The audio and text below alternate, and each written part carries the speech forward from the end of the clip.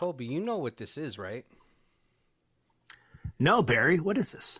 This isn't a podcast, Colby. This is just the suburbs. It's like my favorite line in the movie. But it's not podcast, it's something else. But what's going on, guys? My name is Barry. This is Colby. And this is Who Watches This.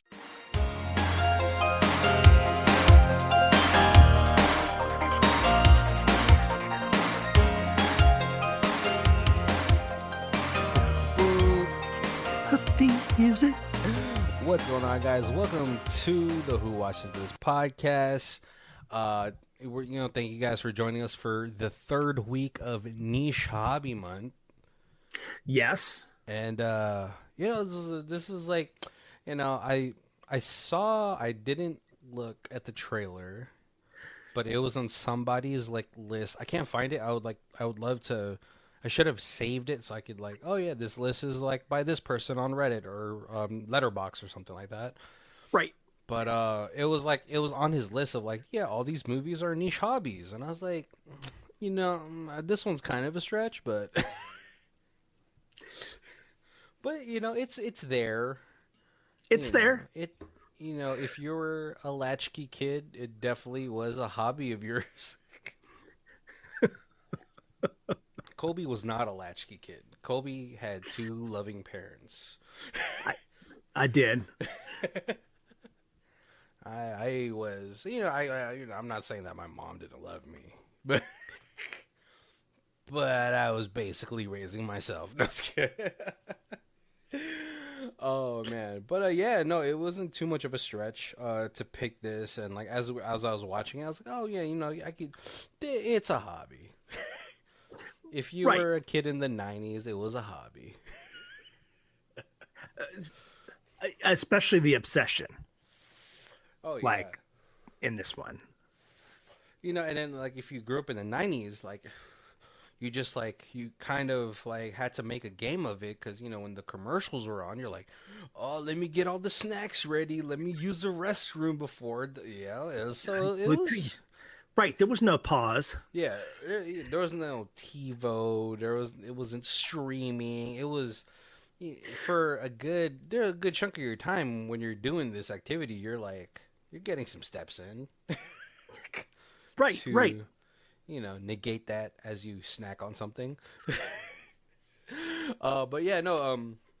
So I was trying to come up with a new segment. Because, I think we have to retire, Rhyme Fest trailers.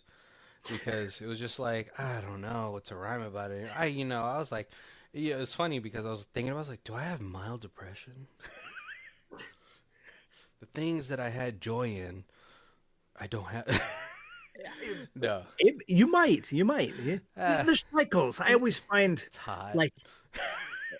I do that. I get excited about something, and then it's it's yearly, it's every couple of years, and then it kind of goes down, and then I'm like, oh, I gotta find something new.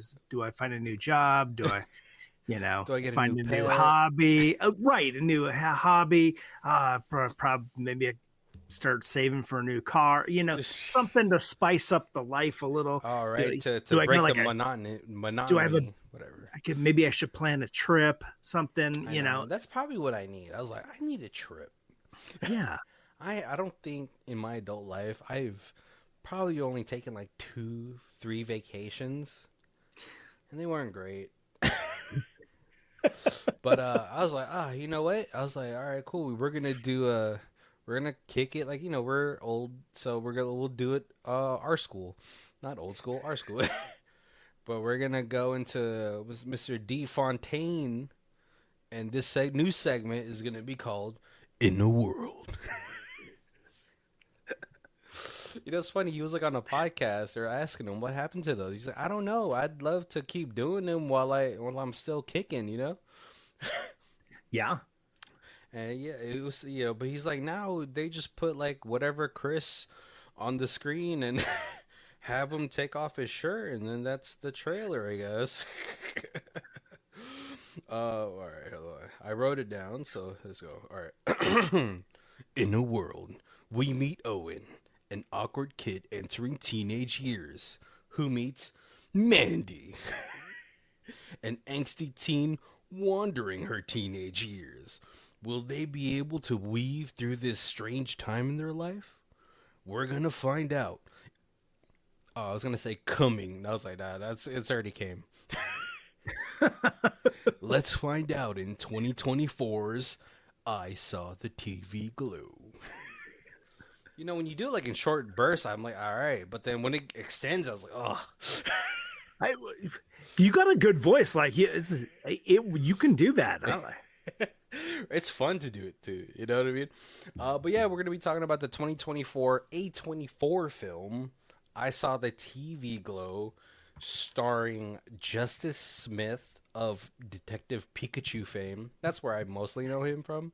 Yes, it's the only thing I knew him from. Awesome. And I believe their name is Jack Hayes, who plays Mandy.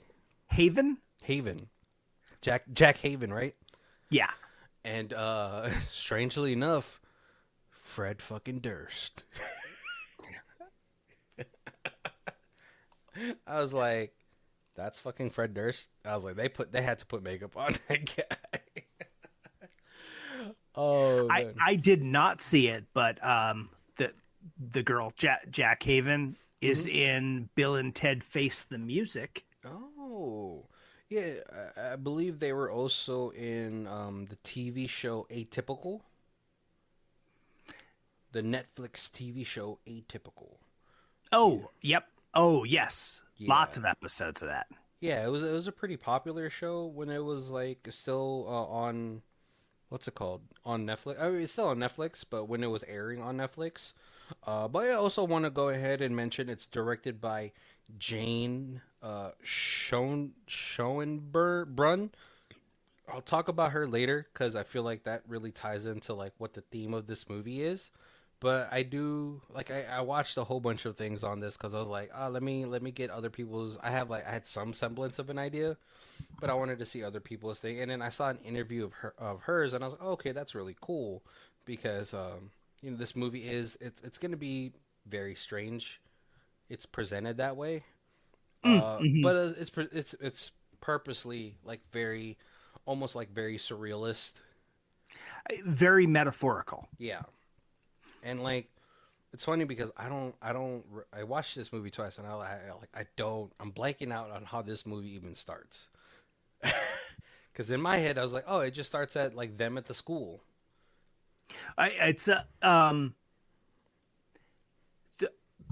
Cuts in from black to like some commercials of like 80s commercials.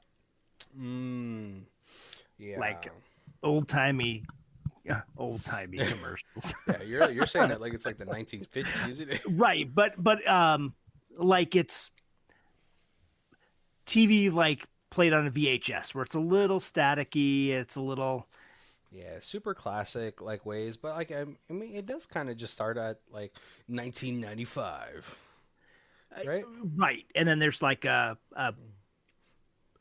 trailer for the upcoming show Pinkopaic. Yeah. On the young adult station. Yeah. It's like their Nick at Night or something like that. Yeah, exactly. The way that they talk about it, it seems like they're talking about Nick at Night. But yeah, it's gonna be kind of hard to like really recollect this movie because it is very it's a very kind of like dreamlike as it progresses. It is, so, and it's present and past, and then present and then past. Yeah. So I'm gonna have to like kind of just try my best. But we meet a young Owen, and he's at the school with his mom, and his mom is like talking to adults. It's like parent teacher night or whatever. But it's like it feels like it's one of those schools that's like middle school and high school put together. So it is actually voting night. Oh. Like they're voting for an election because before there was vote early, you had to vote on voting day, and you had to go to basically schools were set up to. Yeah, and like for some reason she takes her kid to go in there to vote for fucking Bill Clinton or something like that.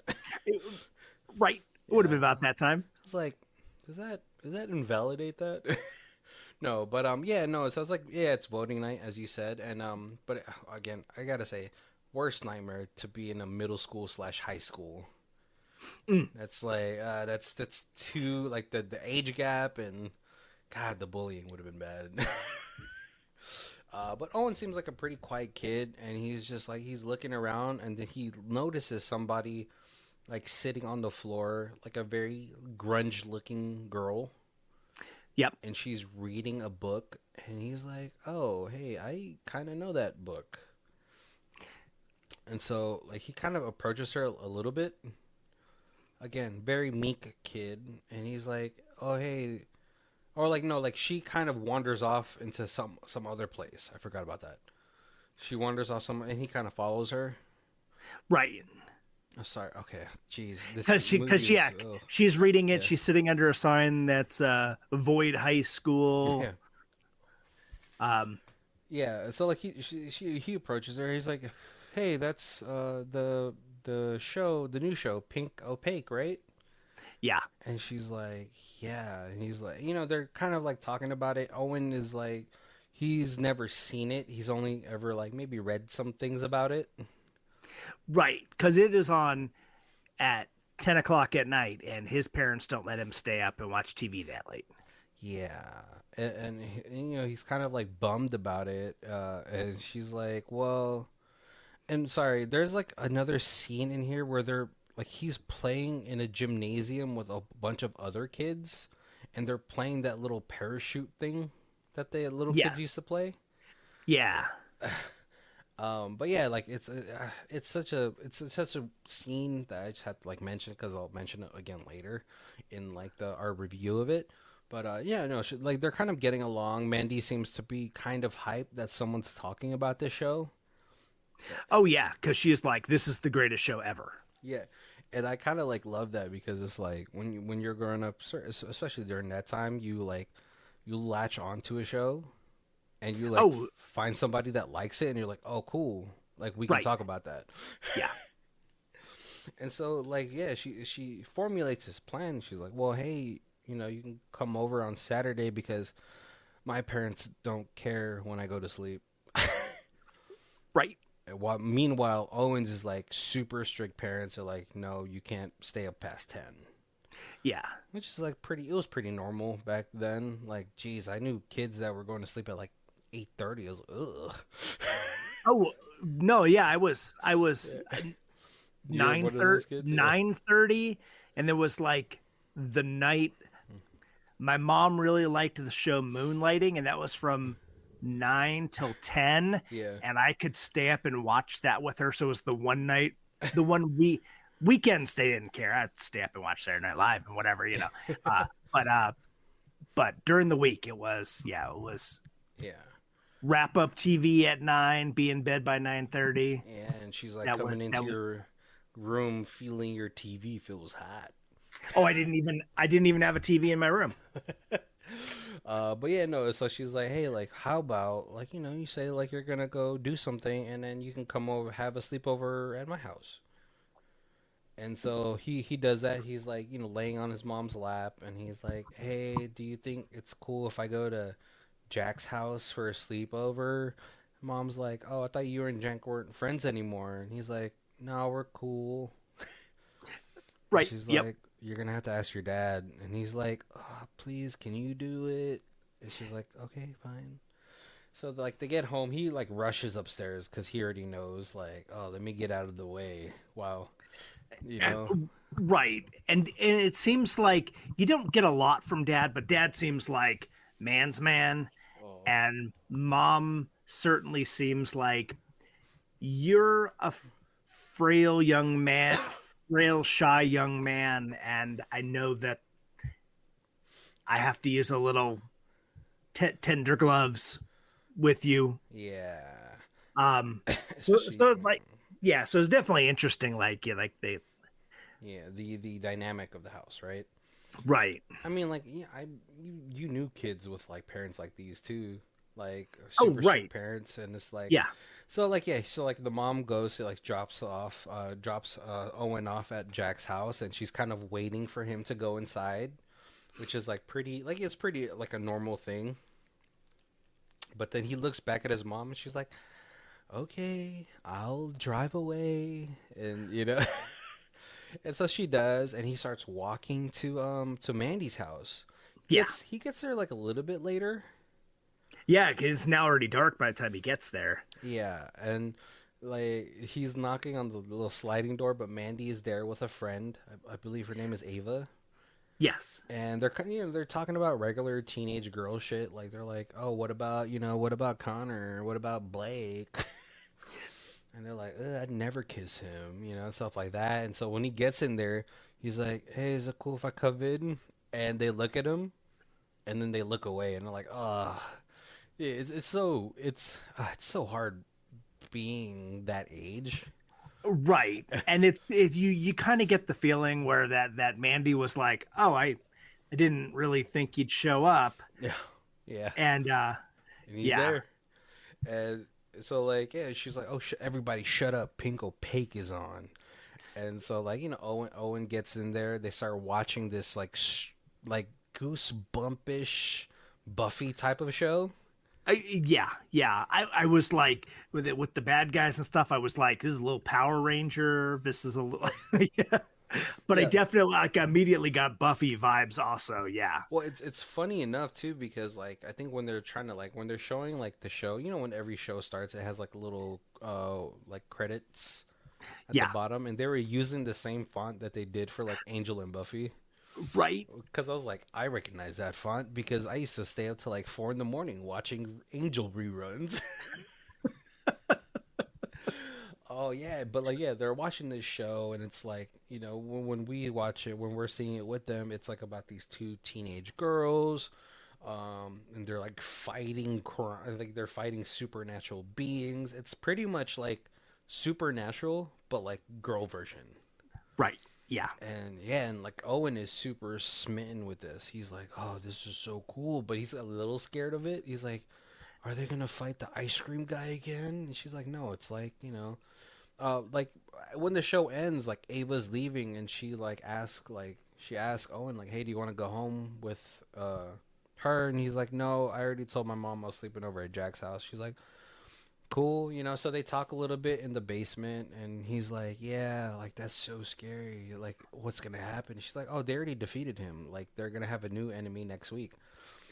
Right. And then she tells him, she's like, it's cool if you sleep here, but make sure you're out before the sun gets up because I don't want to get my stepdad mad because last time he broke my nose. Yeah, I was like, "Oh Jesus," I was like, "Heavy." But yeah, no, and so like he starts to try to go to sleep, but then Mandy's there, like kind of watching over him Yeah. for a second. But then she ends up going upstairs, and then the morning comes, and he like he heads home, and I believe 2 years pass after this. Well, yeah. So he says that like that his parents, even though now he's likes the show, his parents still wouldn't let him stay up to watch it, and he has interactions with her Yeah, but it's every very day, but minimal. it's he said it's like it's never more than 3 words, and so she starts taping the episodes, Yeah, so he could and watch then it. leaving them in The the dark dark room. room because Which she does photography. Yeah, and it's really cool because like this whole sequence where like the world kind of seems like it's like moving, like time is pretty like a pretty heavy element in this movie. Yeah, So like there's certain moments where like time is moving slow and moving fast, and then moving slow and fast, which I was like, right, I thought was really cool. But yeah, like, and it's funny as he's walking to the hallway talking about how he's getting these VHSs. There's a whole bunch of like little scribbling as he's going, talking, like kind of describing like the shows and like the monsters, the characters, so like he right, won't be so lost. and that I don't know if that's from supposed to represent some show, but it definitely reminded me of something that like in the background of Yeah, it's like an, it. an 80s 90s Oh, show. yeah, it's like it's a little bit of Buffy, it's a little bit of like Goosebumps and Are You Afraid of the Dark? It's like all Right. of those like preteen horror shows. Yeah. And so like yeah, so like he finally kind of works up the courage to talk to Mandy, and they like meet up at the bleachers, and she kind of like not fixes herself up, but kind of yeah, she kind of just tidies herself. And he's like, "Oh, so like, are you and Ava still friends?" And she's like, "I'm not friends with that bitch.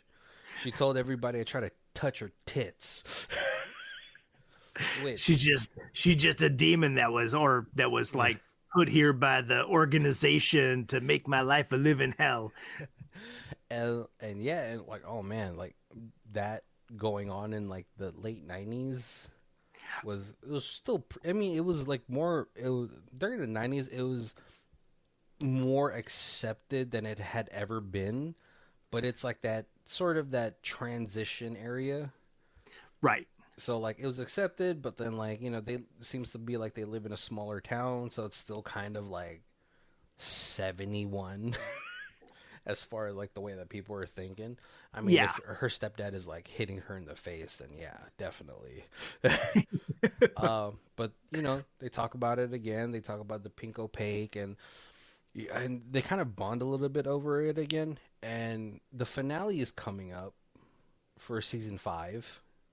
Right. And so he's like, "Hey, do you think it'd be cool if I like sleep over again? Because I want to watch the show when it's airing." And she's like, I like girls, right?" And he's like, "Oh yeah, yeah. Like I don't know, this it's not like that at all." And she's like, "Okay, I just want to make sure because you're a hot-blooded teenage boy, and I'm a And then teenage girl." she asks him, she's like, "Well, what do you like?" And he's And he's like, I don't know. I guess I really only like TV. yeah. Which I mean, obviously there's like a lot to unpack there as he says that. Yeah. But yeah, no. So she like yeah, they hang out again to watch this finale, and as they're watching, these two girls like kind of go through their adventures as like these supernatural hunters. Uh, Right. And then there's a whole bunch of symbolism to their relationship with the show. And the Pink Opaque is basically a show about two detective girls yeah, who who met in the pilot episode, and they got some kind of spiritual bond. yeah, And so from opposite sides of the state, yeah. they work together without ever seeing each other In the psychically spiritual realm. to do detective work against these like Power Ranger and Yeah. bad guys. These supernatural enemies. And as they're watching it though, like Mandy starts to kind of like cry Yeah. on it, and he's like, oh no. But they talk a little bit after that, and they're like, Mandy kind of confides in him. He's like, I have to leave because if I don't leave, I know I'm gonna die. Yeah. And you don't know like what does she like, does she mean like she's gonna die soon from her being like her being gay, or like is she just gonna like die and wither in this town? Right. Yeah. Yeah. But he's like like they talk about it, and he's like, where are you gonna go? He's like, I don't know, but somewhere far away from here. And he's like, oh. And she kind of like looks at him, she's like, do you want to like go with me type of situation. Not she doesn't say that, but like later on, like later on the night, she kind of comes back into like where he's sleeping, and like tattoos the pink opaque onto the back of his neck. Yeah. Oh, that's right. Because part of their connection is when they're having the psychic on the Yeah. show, they have a little pink ghost Yeah. that glows on the back of their neck. Oh, and he's like, oh, and like they kind of like formulate. It's like, hey, like I'm gonna do this, like tomorrow midnight, like come with me, Right. Yeah. you know, and Like then it was like meet me at the bus station or whatever, yeah, and we're gonna jet out of this town. but then like it kind of cuts to a scene where he's like in her bathroom and he's like vehemently scrubbing the tattoo off, Right. and you're like, oh no, what's going on? And then like morning comes and he walks over to Jack's house, rings the doorbell, and Jack's mom opens it, who is played. Do you know who she's played by? Who she had played? Don't look. Do you remember? No. She plays Willow's girlfriend in Buffy. Who, Oh, it okay. was a pretty, it was a pretty big deal like back in the day when Willow came Right. out as a lesbian. I was like, "Oh, okay, symbolism for old people that remember that show." But he talks to like Jack's mom and he's like, "Hey, can you tell my dad that like, oh, sorry, when this transition happened to like the 2 years later, there was like a short little stint with like her mom, with his mom, and his Yes. mom is like, now she like when you first met her, she had like a full head of hair, but now she's like bald and she's wearing like the bandana that people with cancer typically wear. Yeah. And so like, oh, she's been sick this whole time, and like so like he tells like Jack's mom, he's like, I've been lying about sleeping over at your house to go to somewhere else, and like he kind of like just trauma vomits all over her. He's like, yeah, and I haven't been, Saturdays is when my mom goes to get her treatment and all this stuff, and you have to tell my dad so he can ground me. Right. And I Yeah. mean, like, it. It's an interesting. Like, I could almost imagine myself doing something like that. Be like, I am too scared to tell this person. We've made plans to run away out of the town, and I am too scared to like back out. But if I get grounded, it's not my fault. Yeah. My parents wouldn't let me leave. Yeah, no, fucking weak sauce, bro. I would have ran away for like 3 days and then I would have came back. But like, so after that happens, he's like, and that's the last time I saw Mandy. She left, and the only thing that had happened is that she burned her TV in the backyard, Yep. and then it And kind then yeah, sorry. and then as soon as they announced, or and then as soon as she was gone, they announced that they weren't gonna do a sixth season of. Oh yeah, of the Pink Opaque. Yeah. So after that, we transitioned to 8 years later, but in a voiceover, he's like, "Yeah, my mom died, and I, just ended up staying with my dad." Right. And now he's like, what is he, like 18, 19 at this time? I think 18. Right. So Because he was a which freshman. Oh, I don't know. Time is weird in this movie. Yeah, he's an adult now though. right, young Yeah, young adult. Yeah. yeah, young adult. He was working at the movie theater. Still pretty a very awkward guy.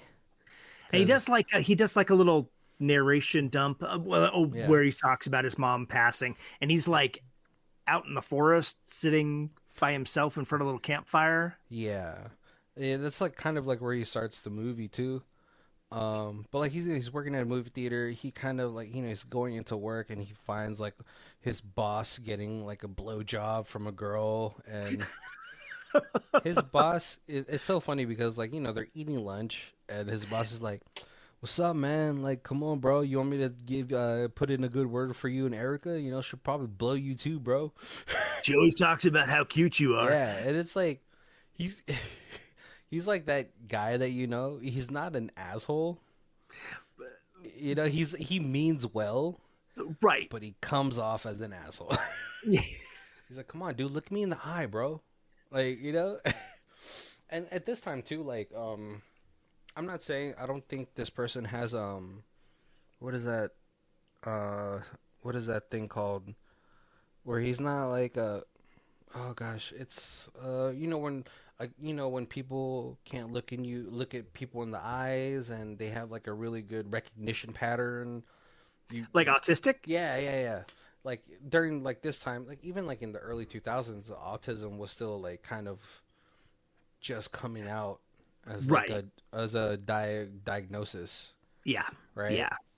But no, he starts to kind of go home, and like the world kind of seems weird. Like there, like outside of his work, there's like a bunch of like empty carts there.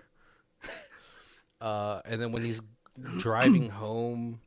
You know, he stops by to like a fast food place, and it was such an awkward like situation.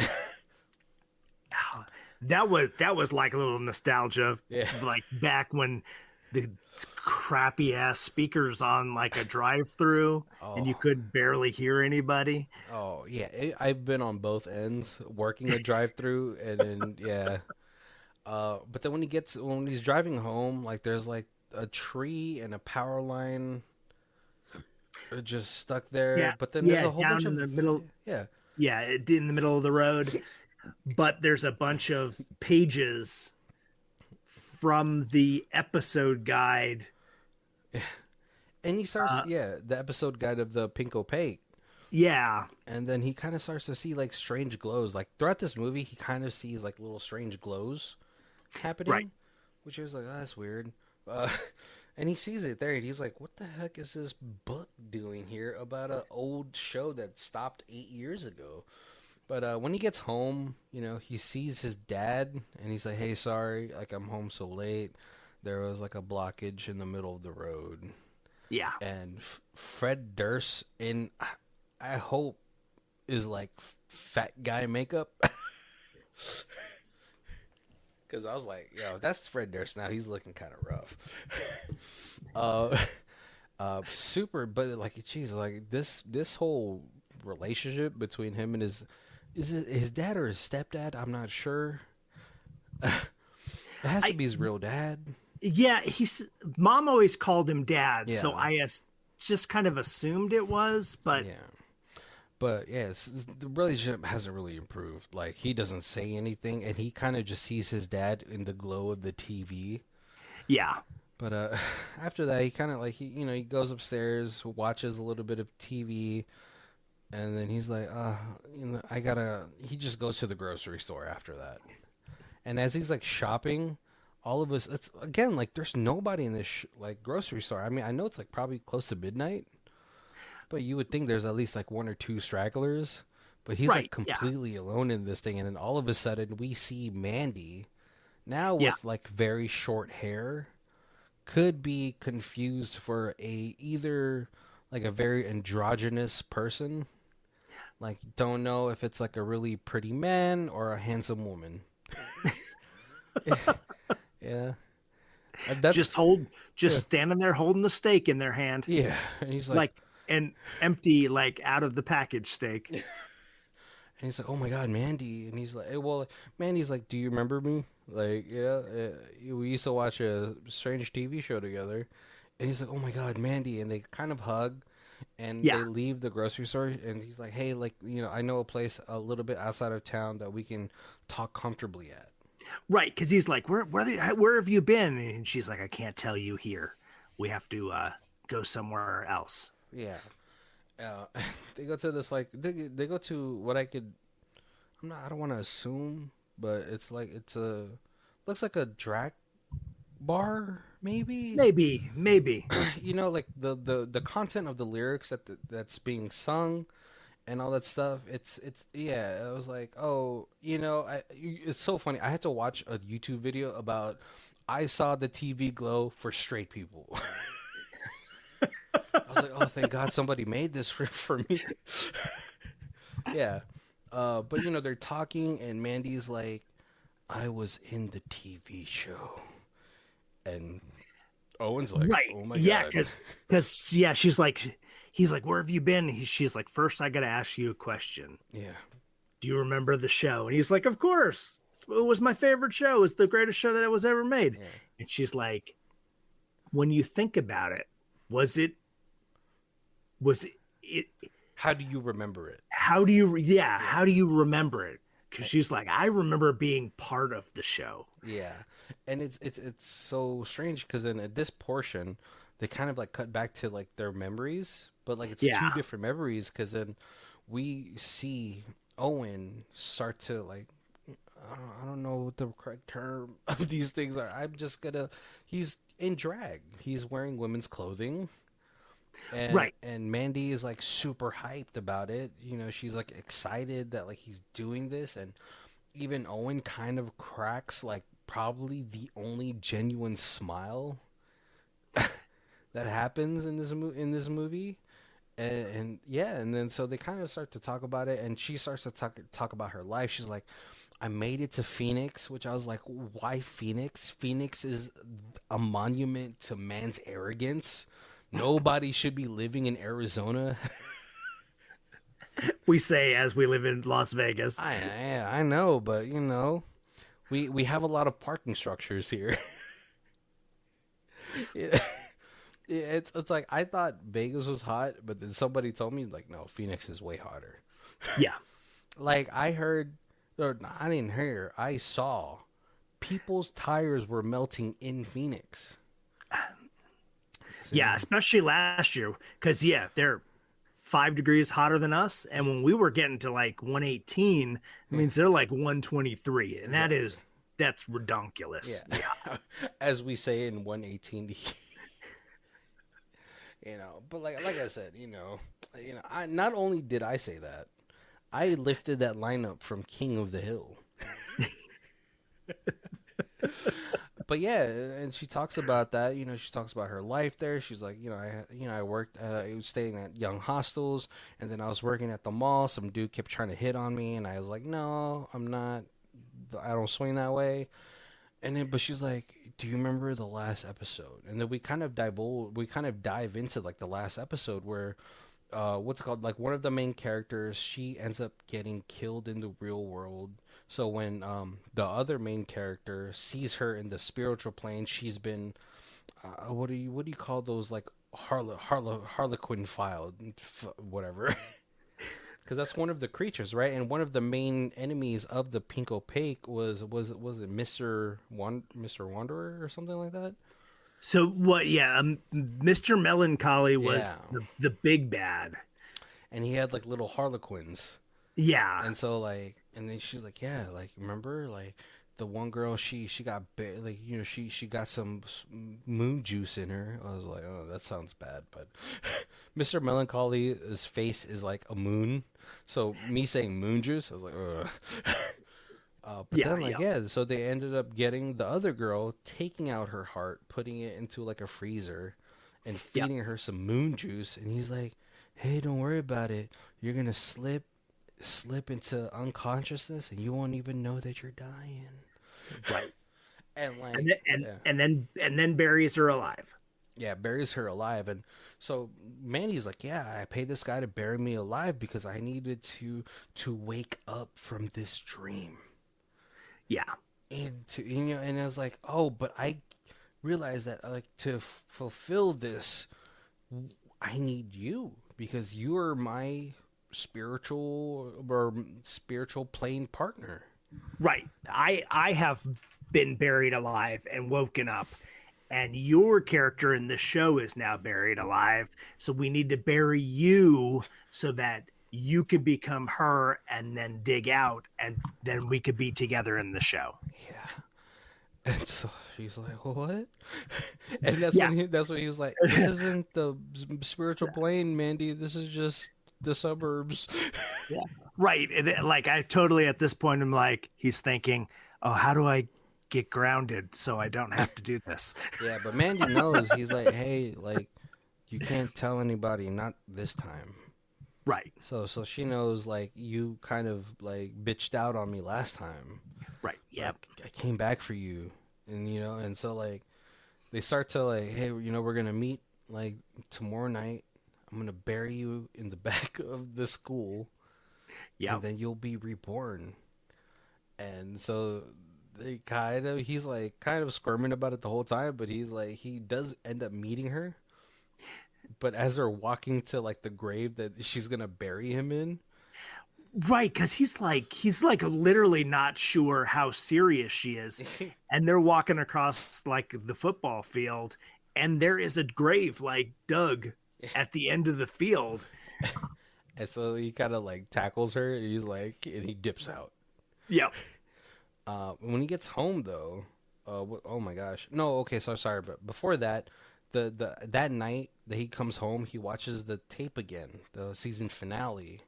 Right. And we get a scene where he ends up trying to crawl into the TV, and Fred Durst comes in, and like puts him in like it's such old school like 1940s religion fanatic where he's like dousing him in like extremely hot water before houses put limiters on anything. Do you remember what's trying to close the garage and then run out of it? Oh, totally. Yeah, Yep. exactly. Now you can't. You have to kind of jump over the sensor, but back then there was no There sensor. was no sensor. Yeah, Yep. there was kids getting trapped underneath garage doors. So easy to say that like water heaters didn't have a limit on how hot those water could get, right?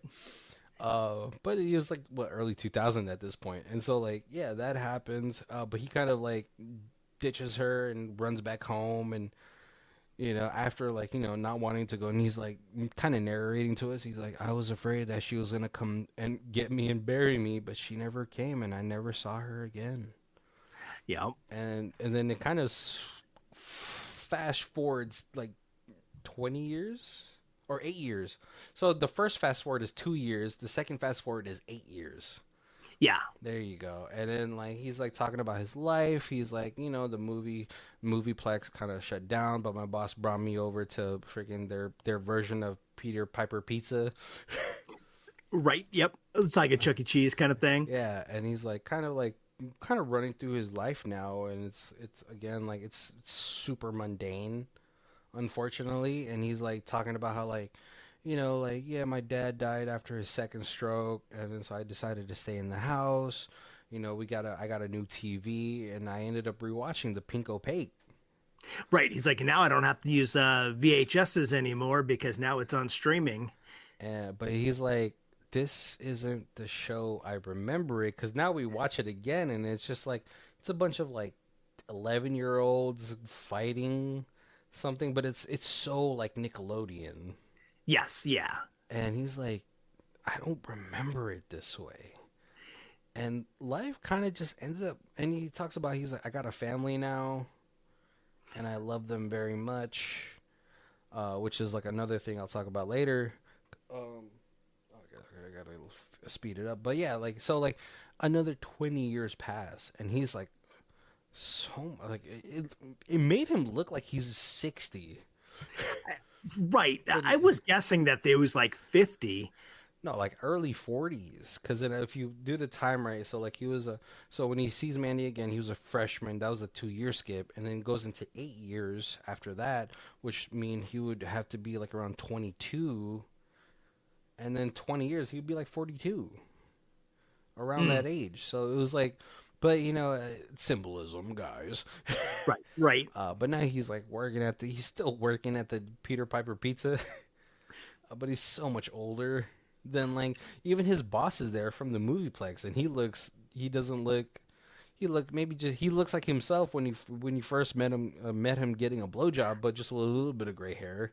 Yeah. Yeah. But he's doing this whole thing, and they do like a happy birthday, and then all of a sudden he screams his lungs out. Yeah. He just has a mental break. And it's like a super strange thing, because it almost feels like a dream, because when he starts screaming, everybody just like shuts down like an animatronic. Right. Yep. But then we get a scene with him in the bathroom, and his boss is like, hey Owen, are you chill, bro? And he's like, yeah, I'm fine, I'll be out soon. And his lips are like super chapped, like this guy hasn't drank a lick of water for like a year. But then he ends up like, he has a box cutter with him, and he ends up kind of cutting himself down the chest. Yeah. Opens himself up, and it's like the TV glow, the static of a TV. And you're like, oh, this is like, I was like, oh, I thought this is where the movie was going to end, and it's like open up to interpretation. But then all of a sudden it hard cuts, and he's like back, putting his clothes back on. He goes outside. He's like, hey folks, sorry for like, the commotion. I'm just on new meds. I super apologize. I'm sorry. And then the movie just ends. Yes. All right, so before we get to our thoughts and the things that we've been able to dig up onto this, let's go to our other section, high star, low star. Bum. So we got a 10 out of 10. There's a bunch of 10 out of 10s. most of them are really long. So, but we got a 10 out of 10. A love note to the trans experience. I truly cried heavy tears while watching this and recognized myself in the characters and what they're saying. The colors were used spectacularly, being a symbol of femininity, masculinity, and androgyny. I understood every little symbol and experience that they were representing. I feel that people who don't understand the movie are people who have not been friends with trans person and are cis and are looked and only looked at the bare surface of what's being shown. I understand being confused. I was when I watched it for the first time. But if you don't understand something, that doesn't mean it's bad. If you didn't understand the movie, research it. Even if you think it affected, or even if you think it's bad, it affected a lot of people. There was more to this. Where now it's like You gotta hit the more, Colby. there's not a more. Oh, What the heck? Maybe that's. Oh, here we go. There's a. I had shrunk it too far. Doesn't mean it's bad. If you don't understand the movie, research about it. Even if you think it's bad, it affected a lot of people who were trans or queer emotionally, and left me and others I know thinking about it for days. To finally feel seen and understood in a piece of art this beautiful is so emotionally powerful. I give it a 10 out of 10. All right, and I got a 1 out of 10. Bad doesn't begin to describe how bad this is. This is Lex level bad. The decent and good reviews have to be fake on every level. The only redeeming quality about it is it ends. If you're a fan of slow pacing, as in watching a snail go uphill in a slow motion, then this film is what you've been waiting for. The cast is unwatchable, and there's absolutely nothing engaging about any of it. It's impossible that anyone actually enjoyed this film, and anyone that calls it art or unique or quirky or special or anything, God, so let's just run through all the adjectives, guy. Other than horrible, is masking what this film really is, which is a complete mess. An incredibly bad experimental student film being passed off as some type of cinematic accomplishment. Yeah, I sometimes I like find some redeeming qualities of like a 1 out of 10, but I think this movie just probably wasn't just for you. Right. Yeah. I didn't really look at the distribution, but I assume this is all like 9s and 10s or 1s and 2s, and there's like no 5s and 6s. But Kobe, what did you find out about this movie? So I really didn't understand it the first time I watched it, and I was like, I don't get anything, and I had zero background. I went in completely blind. I didn't watch a trailer or anything, and then as I started to like look at explanations and stuff, I was like basically like I ended up watching an interview with the writer director, and it was like, oh yeah, this isn't really like my story, but this story represents my life and my transition through becoming transgender.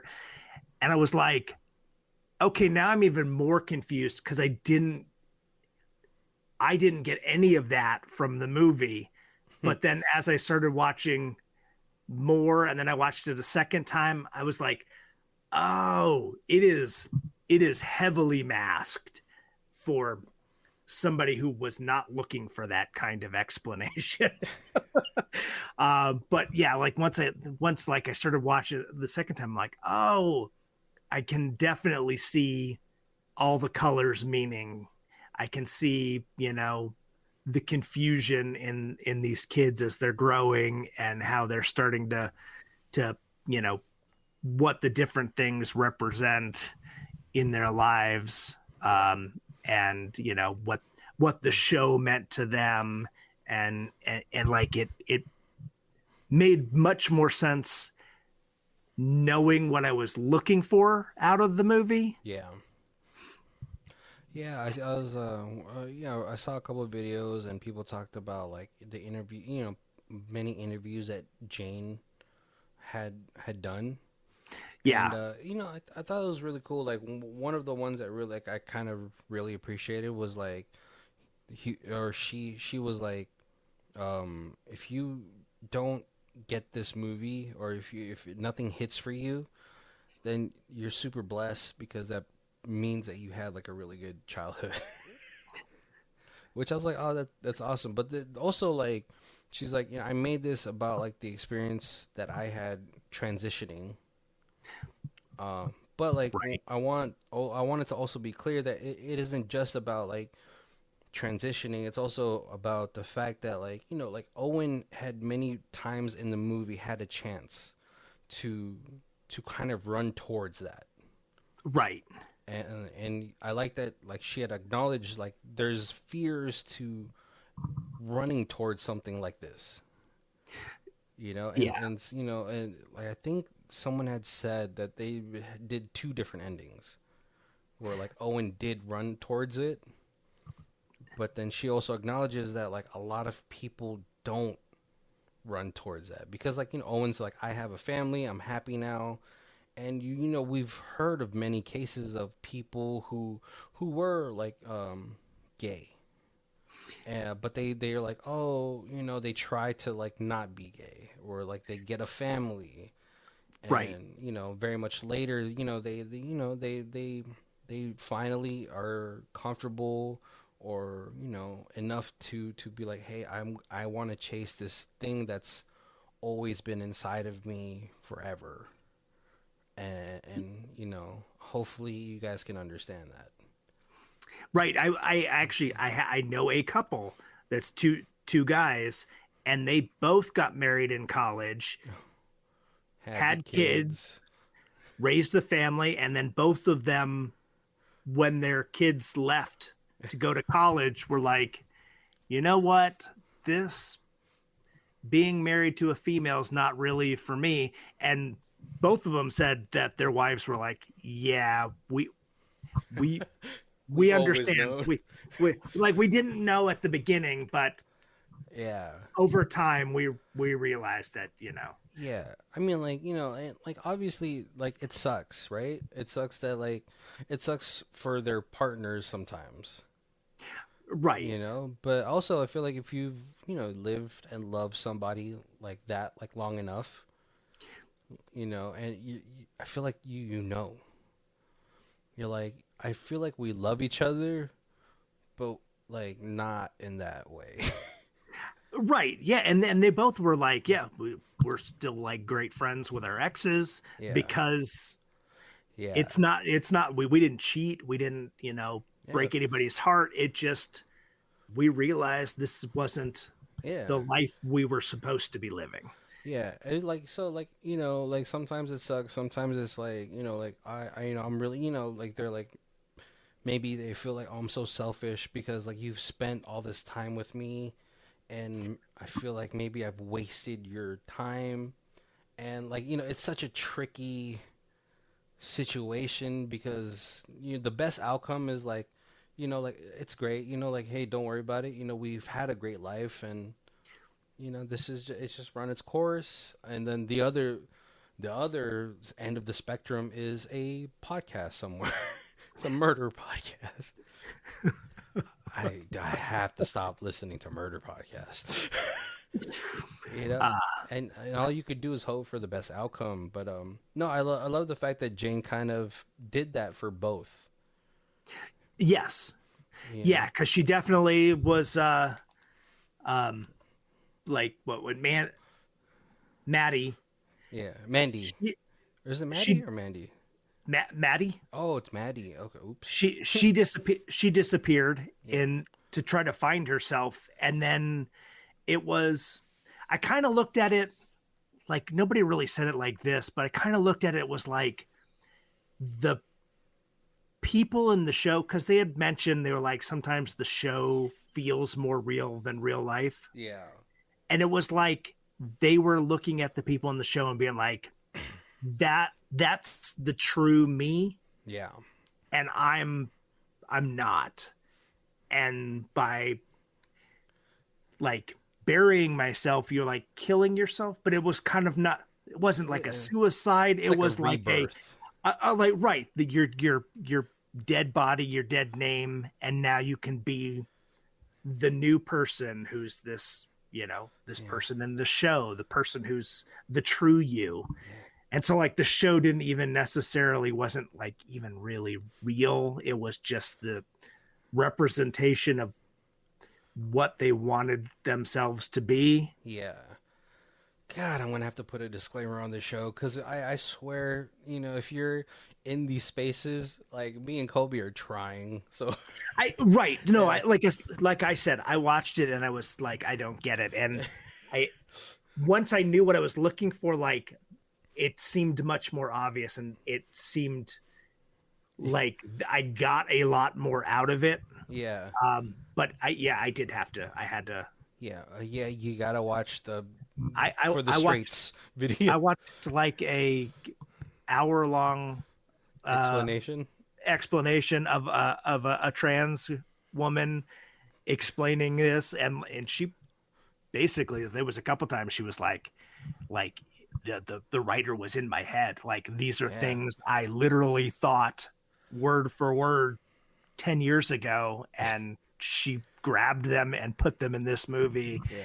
And I think that's like super beautiful for like, for them to have like for this story to come out for it to affect a lot of people that were in these spaces like me and Kobe as two like straight men were really like trying to like, we want to understand the experience. Obviously, we'll never know the experience, but like like we want to know your story, kind of. Right. Yeah.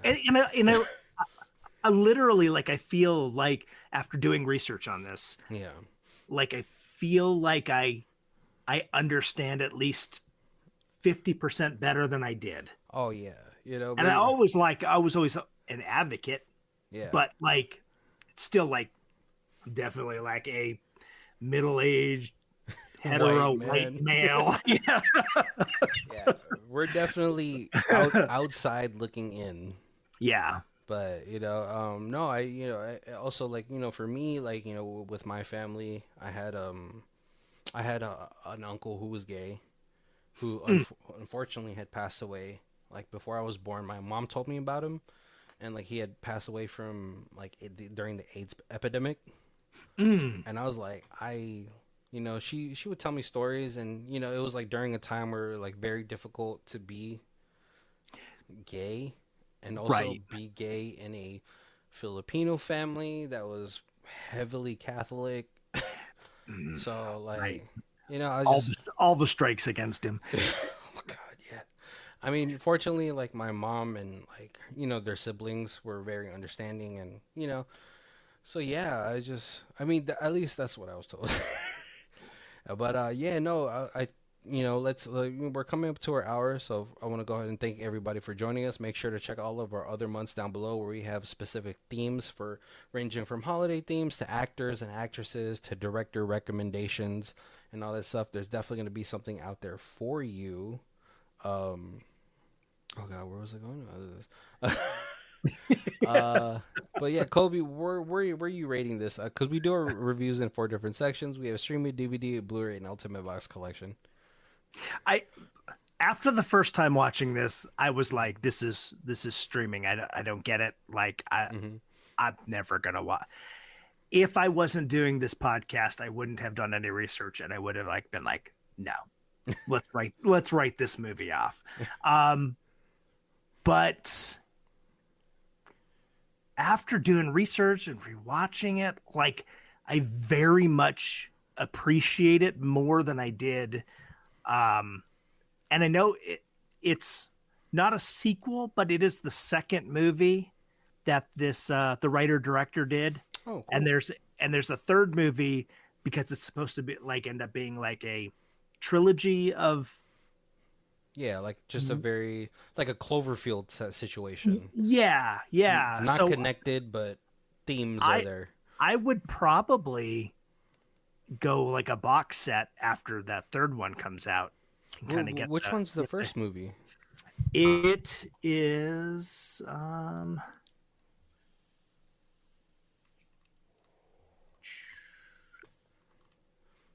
I don't I don't Okay, but like there's gonna be like a trilogy.